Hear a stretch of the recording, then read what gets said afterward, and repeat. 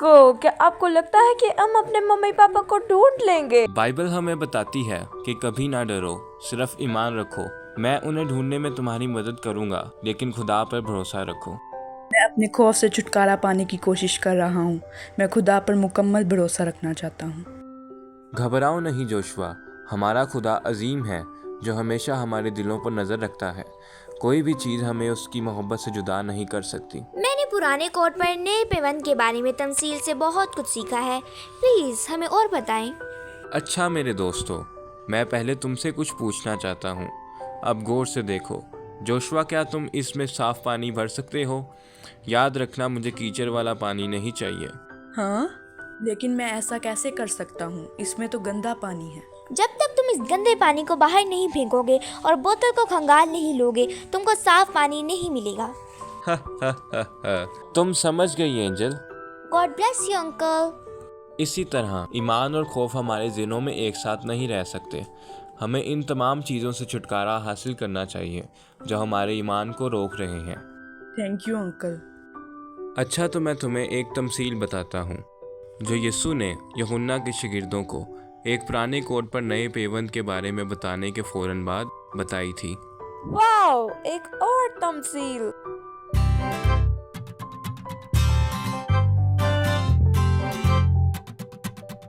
और नई मैं पुरानी मशकों में नहीं भरते, वरना मशकें फट जाती हैं और मैं बह जाती है और मशकें बर्बाद हो जाती हैं, बल्कि नई मैं नई मशकों में भरते हैं और वो दोनों बची रहती हैं।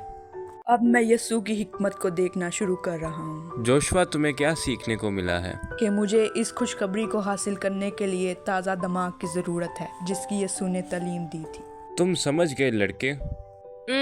मुश्किल है क्या अंकल? तुम इसे बकरी की खाल से बने कंटेनर कह सकते हो। लेकिन पुरानी मशकें क्यों फट जाती हैं?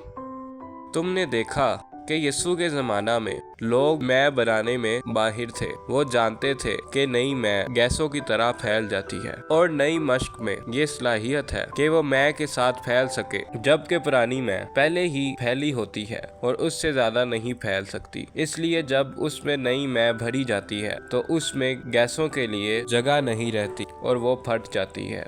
अब मैं समझ गई हूँ कि जैसे जैसे हम खुदा के कलाम में पुख्ता होते जाते हैं, हमारा ईमान बढ़ता जाता है। लिहाजा हमें इन जिंदा ख्यालात को महफूज रखने और इन पर अमल करने के लिए एक नया जहन रखने की ज़रूरत है। वाह एंजल, बिल्कुल, हमें मसीही जहन रखने की ज़रूरत है। मसीही ज़हन क्या है? बेटा, मसीही जहन वो जहन है जो हमारे आसमानी बाप से मुसलसल जुड़ा रहता है। मैं मसीही दिमाग चाहती हूँ अंकल यश। फिर हमें ईमान के साथ इसका दावा करना चाहिए। याद रखें कि हमें मोहब्बत के साथ खुदा की इबादत करने की जरूरत है, ना कि सिर्फ एक फर्ज के तौर पर। मुझे बताओ कि क्या तुम अपने वालिदैन से मोहब्बत करते हो, क्योंकि अहकाम तो तुमको उनसे मोहब्बत करने का कहते हैं। यकीनन हम उनसे मोहब्बत करते हैं क्योंकि वो हमसे मोहब्बत करते हैं। बिल्कुल। तसव्वुर करो कि हमें खुदा से कितनी मोहब्बत होनी चाहिए, क्योंकि वो हमसे मोहब्बत करता है।